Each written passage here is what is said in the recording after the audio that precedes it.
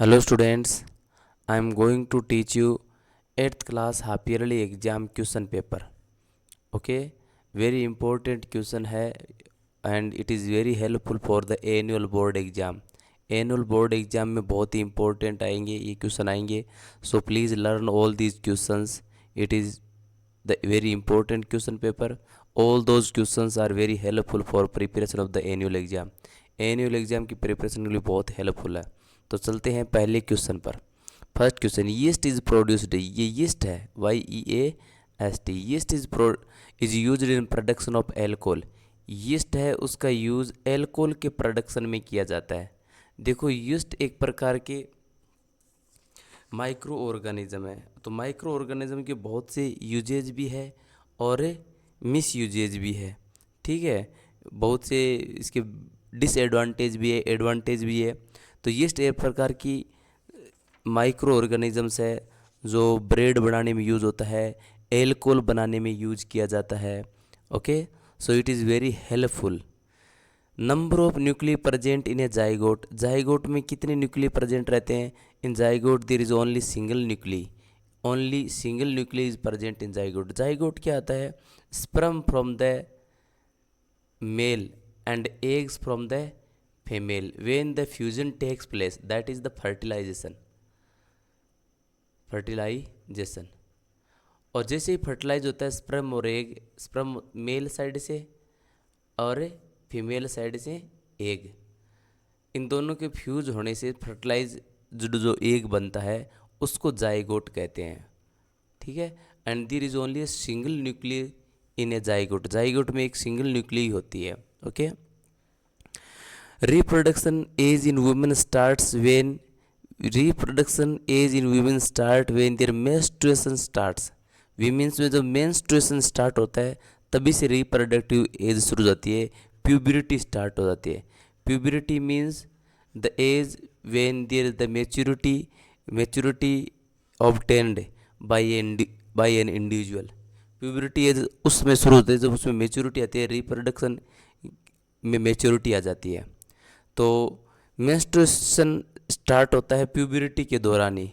और जैसे ही प्यूबरिटी के दौरान मेंस्ट्रुएशन साइकिल स्टार्ट होता है, एम्स जिसको हम कहते हैं स्टार्ट होता है, तो वही क्या होता है, रिप्रोडक्टिव एज शुरू हो जाती है. ठीक है ना. तो मेंस्ट्रुएशन स्टार्ट होने के साथ रिप्रोडक्टिव एज शुरू हो जाती है महिलाओं में. Sound can travel through. Sound travel करती है. Sound solid, liquid and gas तीनों में ट्रेवल करती है. Sound can not travel through vacuum. ये ध्यान रखना, साउंड है केवल वैक्यूम में ट्रेवल नहीं करती. वैक्यूम यानी इसमें न तो लिक्विड गैस कोई भी चीज़ नहीं होती, एकदम खाली होता है, that is the vacuum. Okay, without air. तो विदाउट एयर जो होता है उसमें साउंड ट्रेवल नहीं करती. बाकी सॉलिड, गैस, लिक्विड तीनों स्टेजेस में साउंड उनके थ्रू ट्रेवल कर सकती है. साउंड लिक्विड से ट्रेवल कर सकती है, सॉलिड से ट्रेवल कर सकती है, गैस के माध्यम से ट्रेवल कर सकती है. But sound can't travel through the vacuum, ये ध्यान रखना.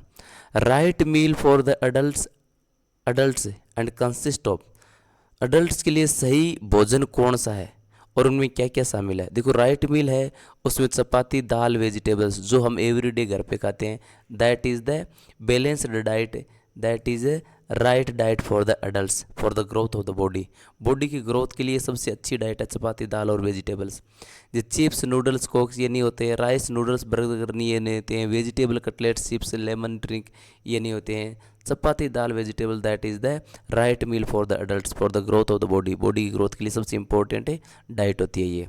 इसमें सभी प्रकार के विटामिन्स, मिनरल्स, कार्बोहाइड्रेट्स, फाइबर्स ये प्रेजेंट रहते हैं. First step before growing crops is the preparation of soil.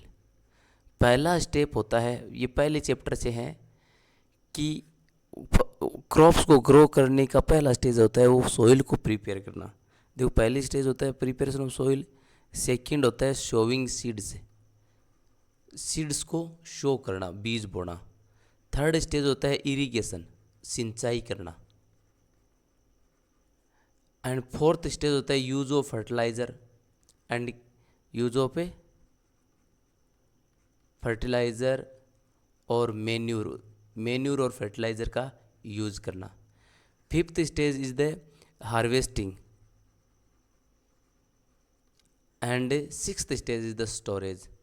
These are the main steps of growing crop. growing crop के लिए मुख्य स्टेज है प्रिपरेशन ऑफ सॉइल, सॉइल को प्रिपेयर करना, seed show करना, बीज बोना, इरीगेट करना यानी पानी देना उस फसल में, उसको बाद फर्टिलाइजर और मेन्यूर्स यूज करना, MANURE, ठीक है, हार्वेस्टिंग करना, उनकी कटाई वगैरह करना, एंड स्टोरेज यानी उसको स्टोर करना, भंडारण करना। तो ये these are the 6 main steps of a growing crop. Microorganism can be seen with help of a magnified glass. Magnified glass, microorganism है वो देखा जा सकता है मैग्नीफाइड ग्लास से, या फिर अपने कह सकते हैं माइक्रोस्कोप से।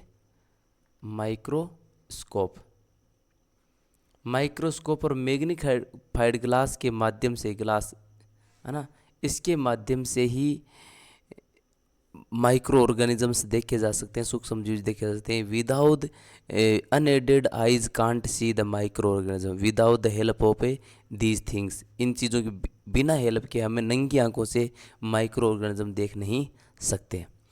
A liquid fuel used in Holmes, liquid fuel है ये, liquid fuel used in Holmes, घरों में जो लिक्विड फ्यूल यूज होता है उसको LPG कहते हैं। LPG का liquid petroleum gas, liquid petroleum gas, liquid petroleum gas. एक होता है CNG, ये तो LPG है। CNG का मतलब होता है compressed natural gas, compressed natural gas, ये CNG होता है, ठीक है। LPG और CNG। Species found only in a particular area, particular area में जो स्पेसीज पाई जाती है उसको एंडेमिक स्पेसीज कहते हैं। क्या कहते हैं? एंडेमिक स्पेसीज, जो विशेष स्पेसीज विशेष एरिया में पाई जाती है। एक होता है endangered species, endangered species, endangered species on the verge of extinction, जो एक्सटिंक्शन के स्पेसीज यानी जो विलुप्त होने के कगार पर है वो एंडेंजर्ड स्पेसीज होती है, ठीक है। एंडेंजर्ड स्पेसीज है जो अभी विलुप्त होने वाली है वो स्पेसीज आती है। एक होता है एक्सटिंक्ट स्पेसीज, एक्सटिंक्ट का मतलब होता है जो विलुप्त हो गई है, species that have clearly vanished away, जो पूरी तरह से गायब हो गई है वो एक्सटिंक्ट होती है, ठीक है। तो endemic, endangered, extinct species. Charged body, uncharged body toward it, charged body है वो अट्रैक्ट करती है, attract, uncharged body attracts uncharged body. एक चार्ज्ड बॉडी है वो अनचार्ज्ड बॉडी को अट्रैक्ट करती है, आकर्षित करती है। चार्ज्ड बॉडी को रिपील करती है, लेकिन चार्ज बॉडी अनचार्ज बॉडी को अट्रैक्ट करती है। Noise pollution can cause partial hearing impairment, बिल्कुल सही है। जो शोर प्रदूषण है वो आंशिक हेयरिंग इम्पेयरमेंट को खोज करता है, बिल्कुल टी इसमें सही है, टी में। Sound can not travel through vacuum, ये अभी मैंने बताया, साउंड है वो वैक्यूम में ट्रेवल नहीं करता। एक चीज़ ध्यान और रखना, light travels fastest in vacuum, light है वो ट्रेवल करती है फास्टेस्ट, सबसे तेज वैक्यूम में। वैक्यूम में लाइट सबसे फास्ट ट्रेवल करती है, जबकि साउंड है वो वैक्यूम में ट्रेवल करती नहीं है, ठीक है। यूनिसेलुलर, ये टी है इसमें सही।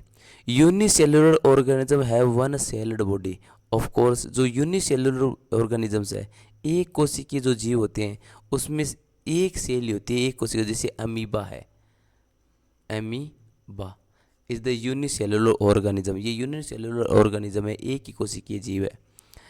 Crocin is not a fuel, बिल्कुल राइट है, क्रोसिन फ्यूल नहीं है, फॉसिल फ्यूल नहीं है। फॉसिल फ्यूल कौन कौन से, देखो, पेट्रोल,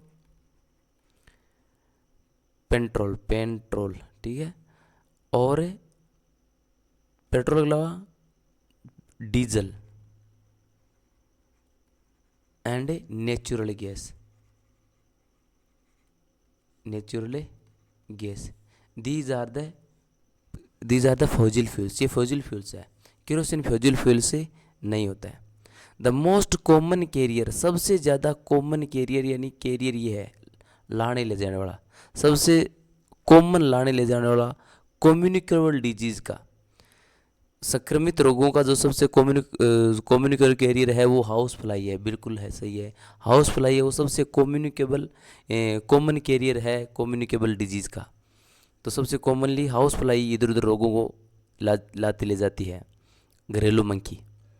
ठीक है, अब इसको मैच करना है अपने को, make column A with column B, match करना है column A with column B. Column A ये है, ठीक है। खरीफ क्रॉप्स होती है वीट, ग्राम, टी, पी, गेहूँ, चना, मटर, ये क्या है क्रॉप, खरीफ क्रॉप है। एक और होता है रब्बी क्रॉप। रब्बी क्रॉप अलग होती है। रब्बी क्रॉप में क्या होती है, मस्टर्ड, सरसों, नहीं मस्टर्ड सरसों नहीं होती रब्बी में, सॉरी, बिल्कुल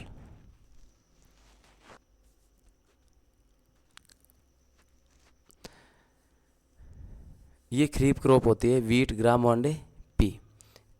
ठीक है, नेक्स्ट फर्टिलाइजेशन। फर्टिलाइजेशन क्या होता है, fertilisation is the fusing of egg and sperm.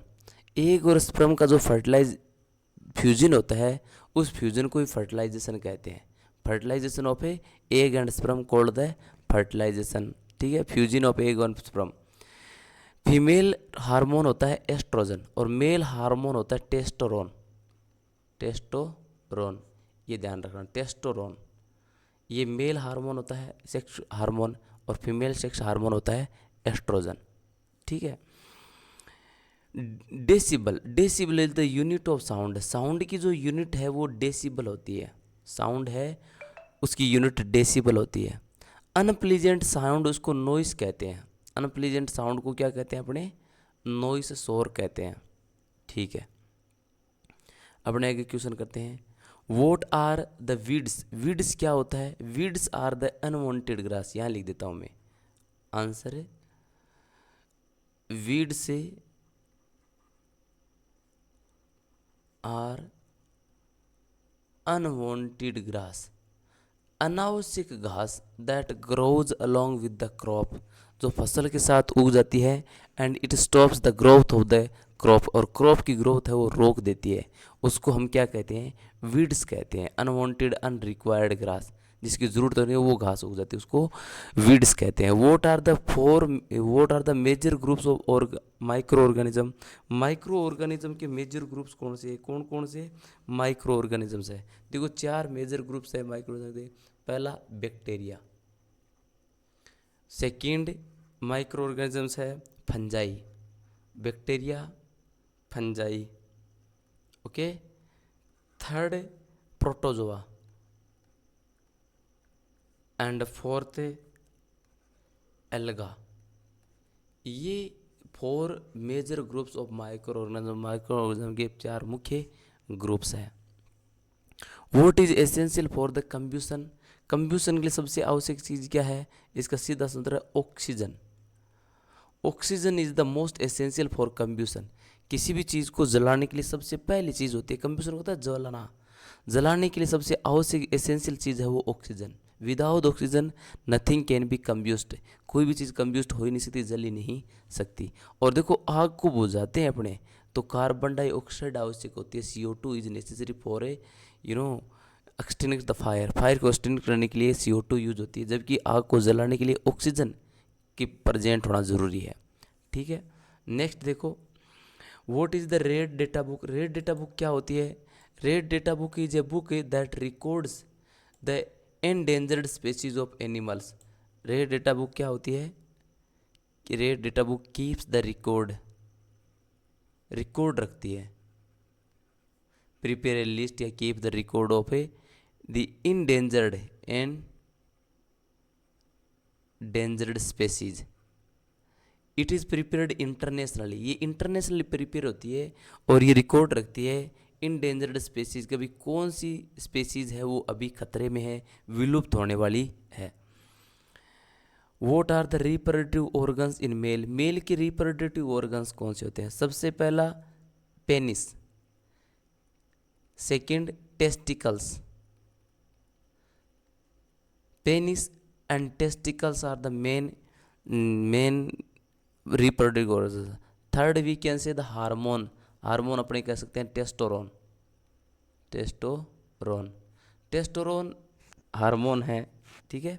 These are the three major reproductive organs in male, male में सबसे रिप्रोडक्टिव ऑर्गन। फीमेल में जो रिप्रोडक्टिव ऑर्गन्स होते हैं वो ओवेरीज होती हैं, वेजाइना, ओवेरीज एंड एस्ट्रोजन, है ना, oviducts, ovaries, oviduct and vagina, ये फीमेल के रिप्रोडक्टिव ऑर्गन्स होते हैं। डिफाइन अडोलसिन, अडोलसिन को डिफाइन करना है।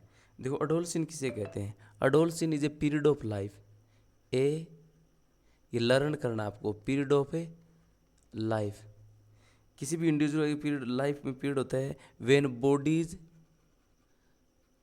बॉडी अंडरगोज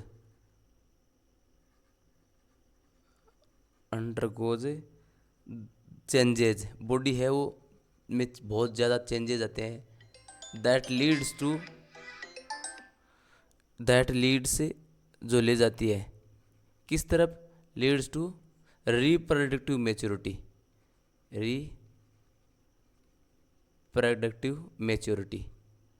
जो रिप्रोडक्टिव मैच्योरिटी की तरफ ले जाती है ना। यानी ऐसा पीरियड होता है जीवन का अडोलसिन है जब बॉडी है वो बॉडी में कई बदलाव आते हैं और जो रिप्रोडक्टिव मैच्योरिटी की तरफ ले जाती है। और ये जो पीरियड है वो लगभग 11 की एज में शुरू होता है and at the age of 19 it end से। So period between 11 years to 19 years age is called the adolescence age, teenager, जिसको टीनेज कह सकते हैं अपने। What is the force, force is a pull और पुश, ए पुल और push, force है वो पुल और पुश है ऑन एन ऑब्जेक्ट, किसी भी ऑब्जेक्ट पर, किसी ऑब्जेक्ट पर पुल और पुश है उसको हम फोर्स कहते हैं। Friction, friction is a force that acts between two surfaces, friction है वो ऐसी फोर्स है जो किसी दो सरफेस के बीच में कार्य करती है। Friction is a force that acts between two surfaces, जो दो सतहों पर कार्य करती है। Pendulum oscillates 40 time in 4 seconds, find the it's period and frequency. देखो कोई भी पेंडुलम है जो ऑसिलेट करता है, पेंडुलम ये है और ये ऐसे जाता है ऐसे आता है, ये है ना, तो ये जो ऑसिलेट करता है 40 टाइम ऑसिलेट करता है 4 सेकेंड्स में। तो फ्रीक्वेंसी का मतलब होता है ऑसिलेशन पर सेकेंड, कि कोई भी चीज़ है कि 1 सेकेंड में कितने टाइम ऑसिलेट्स होती है। तो यदि फ्रीक्वेंसी निकालनी है तो अपने को the number of oscillations divide by time, कितना ऑसिलेशन हुआ उसको टाइम से डिवाइड करना है। 40 टाइम ऑसिलेट हो रहा है कितने टाइम में, 4 सेकेंड में, तो 4 का 10 40 में भाग दिया कितना आया 10, तो सीधा से देते हैं 10 ऑसिलेशन पर सेकेंड, ये हर्ट्ज जिसको कह सकते हैं अपने, ऑसिलेशन पर सेकेंड, इसको सीधा कहते हैं 10 हर्ट्ज, क्योंकि फ्रीक्वेंसी जो यूनिट होती है वो क्या होती है, हर्ट्ज। अपने ऐसे कह सकते हैं फ्रीक्वेंसी है 10 ऑसिलेशन पर सेकेंड, 10 ऑसिलेशन पर सेकेंड, ये भी कह सकते हो या हर्ट्ज भी कह सकते हो। दूसरा पीरियड अपने को ज्ञात रहना है, यदि पीरियड ज्ञात रहना है तो एक में अपने को किसके में भाग देना है, एक का भाग देना फ्रीक्वेंसी में, ठीक है। फ्रीक्वेंसी 10 हर्ट्ज आ रही है तो एक का 10 में भाग देंगे, एक में 10 का भाग देंगे तो 0.1 ये पीरियड है। तो ये दोनों ही चीज़ें ज्ञात कर लिए अपन ने। फ्रीक्वेंसी का मतलब होता है ऑसिलेशन पर सेकेंड, तो ऑसिलेशन कितने हुए 40 से टाइम कितना लगा 4, तो एक जो सेकेंड में है वो कितने ऑसिलेशन हुए 10 ऑसिलेशन, तो 10 हर्ट्ज ये फ्रीक्वेंसी हुई। इलेक्ट्रोस्टैटिक फोर्स क्या होती है, what is the electrostatic force, electrostatic force is an attractive और repulsive force, is an attractive और ए रिपल्सिव फोर्स, इसको यहाँ लिखते हैं एन और रिपल्सिव फोर्स, अट्रैक्ट करने वाली और रिपल्सिव करने वाली फोर्स है बिटवीन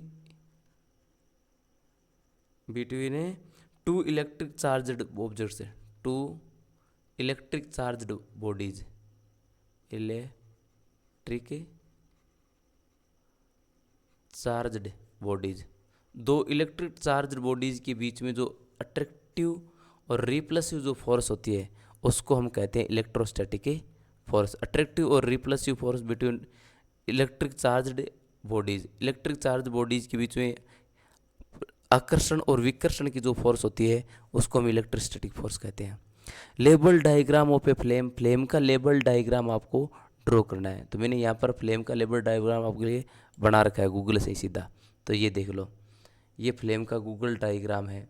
इसमें देख लो हॉटेस्ट पार्ट ये है, फ्लेम का ऊपरी पार्ट हॉटेस्ट पार्ट है, outer zone of the flame. Gold Smith वगैरह जो भी है ये ऊपरी पार्ट का यूज करता है क्योंकि ये सबसे ज़्यादा गर्म होता है। मॉडरेटली हॉट होता है, ये बीच में होता है। लिस्ट हॉट है, कम से कम गर्म होता है, ये पास में होता है। तो ये फ्लेम को आपको बनाना है लेबल डायग्राम, ठीक है। Next is the what is the difference between fertiliser and manure. Fertiliser और मैन्योर में क्या डिफरेंस होता है? देखो, fertiliser is manufactured in factories. Fertiliser होता है वो फैक्ट्रीज में मैन्युफैक्चर होता है, manufactured in factories. And manure is prepared in fields and farms. Manure है वो फील्ड्स और फार्म में प्रिपेयर्ड होता है। फर्टिलाइजर होता है वो सिंथेटिकली प्रिपेयर्ड होता है, जबकि मैन्योर होता है वो नेचुरली प्रिपेयर्ड होता है by the waste of a organic material. जो ऑर्गेनिक मटेरियल्स होता है waste of the harvest and plants trees and dung of the animals, है ना, तो वो होता है मैन्योर। जबकि fertilisers are synthetically prepared in a factories synthetically prepared होता है, ठीक है। इसमें आवश्यकता से ज़्यादा नाइट्रोजन वगैरह फिल की जाती है, इसमें ज़रूरत के हिसाब से नाइट्रोजन होती है। सो ये मेन डिफरेंस है दोनों में। ये इनऑर्गेनिक है, फर्टिलाइजर इनऑर्गेनिक है, मैन्योर ऑर्गेनिक होती है, ठीक है। Draw a label diagram of female reproductive organ in humans. Humans में जो फीमेल रिप्रोडक्टिव ऑर्गन्स है उसका डायग्राम आपको बनाना है। तो ये लो फीमेल रिप्रोडक्टिव, ये देखो फीमेल रिप्रोडक्टिव ऑर्गन, उसमें ओविडक्ट, ये ओविडक्ट है, ओवरी ये ओवरी है ना, यूटरस ये गर्भाशय है, cervix and last is the vagina. ये लेबल डायग्राम है, आप इसको ड्रॉ कर सकते हो, बना सकते हो। मेल और फीमेल जो रिप्रोडक्टिव ऑर्गन्स है उनका डायग्राम पक्का आने वाला है। Prepare a list of objects that around you are electroplated. Electroplated क्या होती है? ऐसी लिस्ट चीज़ों की बनाओ जो इलेक्ट्रोप्लेटेड है आपके चारों ओर। Electroplated is the use of electricity to cover या coat one metal on the another metal. एक धातु पर दूसरी धातु की परत चढ़ाना इलेक्ट्रिसिटी के यूज के माध्यम से, बिजली के यूज के माध्यम से, वो इलेक्ट्रोप्लेटेड होती है। तो इलेक्ट्रोप्लेटेड सबसे पहले अपने क्रोमियम प्लेटेड होता है, chromium plated on automobiles. Chromium बहुत ही महंगी धातु होती है, लेकिन लोहे पर क्रोमियम की प्लेटिंग कर दी जाती है जंग से बचाने के लिए, और that is often used in automobiles. जो वाहन होते हैं व्हीकल्स, है ना, ऑटोमोबाइल्स यानी व्हीकल्स में टायरों की जो रिम्स होती है and engines and on the main parts of the vehicles के जो कई पार्ट्स होते हैं उनमें क्रोमियम की प्लेटिंग की जाती है, ठीक है, क्रोमियम प्लेटेड किया जाता है। Tin plated on utensils, tin plated किया जाता है यूटेंसियल्स पर।